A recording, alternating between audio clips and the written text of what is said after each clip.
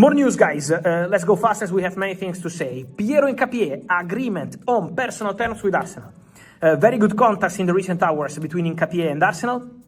Very good contacts on the contract. The contract is ready. The player said yes to Arsenal.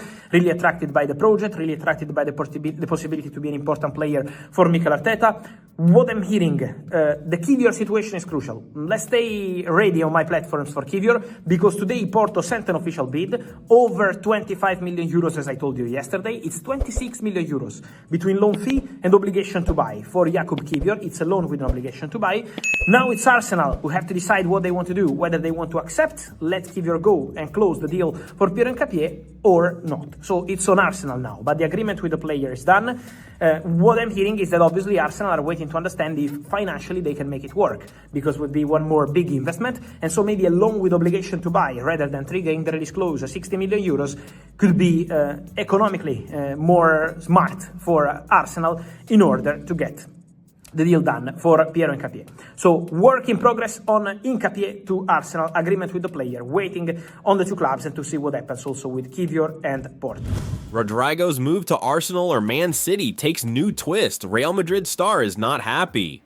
Throughout the summer, Arsenal have been keen to sign Rodrigo, and their Premier League rivals Manchester City have recently upped their own interest too. TBR Football revealed earlier in the summer that Rodrigo's potential availability was exciting English sides, and with just days left in the transfer window, the Brazilian could still be on the move. Despite signing Ebereki Ez from Crystal Palace, Arsenal are keen on a loan move for Rodrigo, and Man City consider the 24-year-old as their first choice replacement for Savinho should he leave. Liverpool have also been linked with Rodrigo, but their interest has not progressed as they do not particularly want to sign a winger who could block opportunities for Rio Ngumoha. That being said, TBR Football chief correspondent Graham Bailey understands that Rodrigo's fresh snub from Brazil's squad for their upcoming friendlies could have major ramifications in terms of his future. Rodrigo did start Real's first game of the season at the weekend against Real Oviedo, but he was taken off just after the hour mark and the winger was not happy. Now, to add to that disappointment, Rodrigo's former manager Carlo Ancelotti has now dropped him from his Brazil squad. Ancelotti intimated that Rodrigo's lack of game time was the reason at his press conference, words that might only push the winger towards leaving the Santiago Bernabeu. Speaking at his presser, Ancelotti said, "Did I tell Rodrigo and Neymar why they aren't called up? Number, they perfectly know the idea of the national team. They have to play the matches and be in good physical condition. I don't need to explain this. If they want explanations, they can call me. Rodrigo has my number." With that in mind, sources have now confirmed to TBR Football that Ancelotti's snub could be the final straw for Rodrigo's real career. Providing further insight, Bailey said, "I am told that Rodrigo has been edging towards England, and this decision from Ancelotti has been seriously noted by Arsenal, Man City, and the intermediaries working on this deal. This is a World Cup year, and Real have already told his camp that they won't stand in his way if the right offer comes in." Rodrigo is ready to join Arsenal or Man City this summer amid his frustrations in the Spanish capital, but it remains to be seen if either club will ultimately be in the right position to pursue a deal. Like many of his international teammates, Rodrigo is determined to be part of Brazil's World Cup squad next summer, and it doesn't bode well for the former Santos man that Arda Güler has already prevailed as a key player under Xabi Alonso.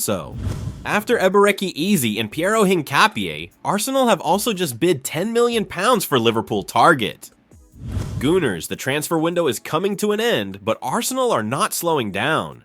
After unveiling Eberechi Eze on Saturday and pushing to sign defender Piero Hincapie from Bayer Leverkusen, the club have now made another surprising move. According to reports in Brazil, Arsenal have put in a £10 million bid for Fluminense wonderkid Isake Silva, a player also liked by Liverpool. Here's the twist: Fluminense are already deep in talks with Shakhtar Donetsk, and it looked like the deal was almost done, but Arsenal's late move could change things. The Brazilian outlet RTI Esporte say Arsenal's offer is higher than what Shakhtar have put on the table, and that might just give us a chance to hijack the transfer. Still, Shakhtar are confident Fluminense will respect their agreement, which means this could be a very ambitious play from Arsenal at the final hour. So why Isake? Well, it looks like Mikel Arteta and Director of Football Andrea Berta want to add a young forward who won't demand to start every game, but who can strengthen our attacking depth. Think about it. Last season, Raheem Sterling filled that kind of background role during his loan spell well, and now that position is technically occupied by Reiss Nelson. But with Nelson linked with a return to Fulham before deadline day, Arsenal could be moving fast to bring in Isake as a replacement. We all remember last season's injury crisis that forced even Kieran Tierney to play out wide. Arteta doesn't want to see that happen again, so Gooners, here's the big question. Do you think Arsenal should fight to hijack this deal for Isake, or should we stick to the proven experience of players like Ez and Hincapie?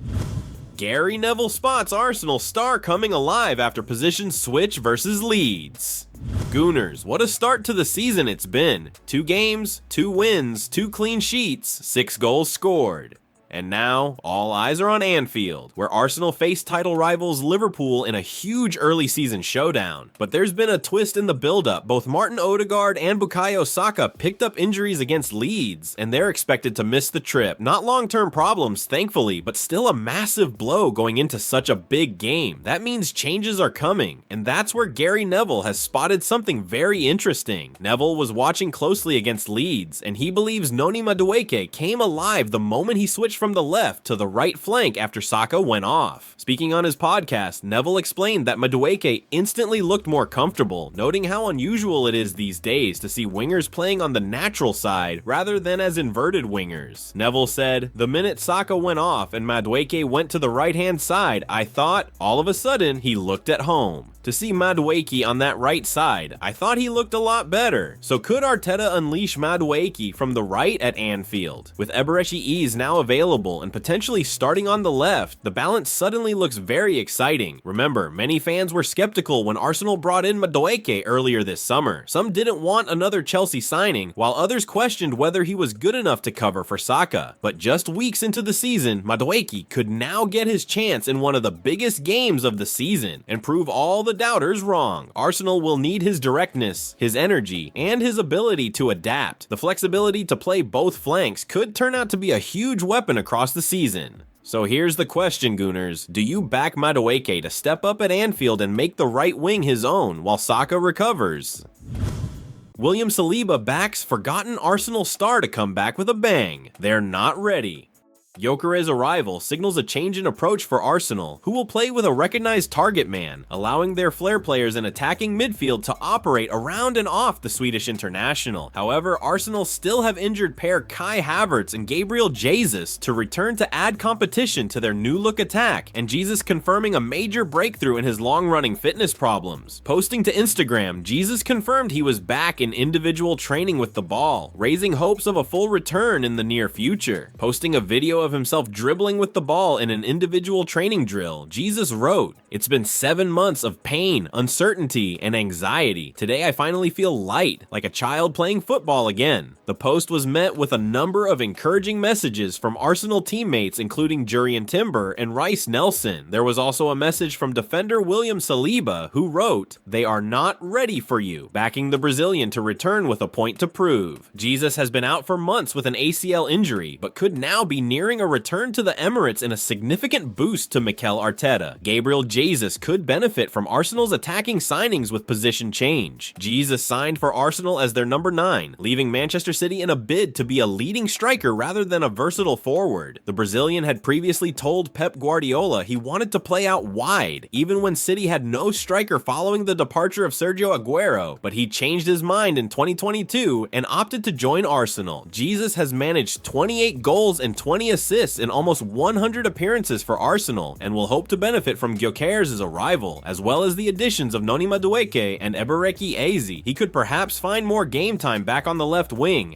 And that wraps up today's biggest Arsenal news. If you enjoyed the update and want to stay on top of everything happening with the Gunners, make sure to subscribe and turn on notifications. You won't want to miss what's coming next. Thanks for watching, and I'll see you in the next video. Come on, Arsenal!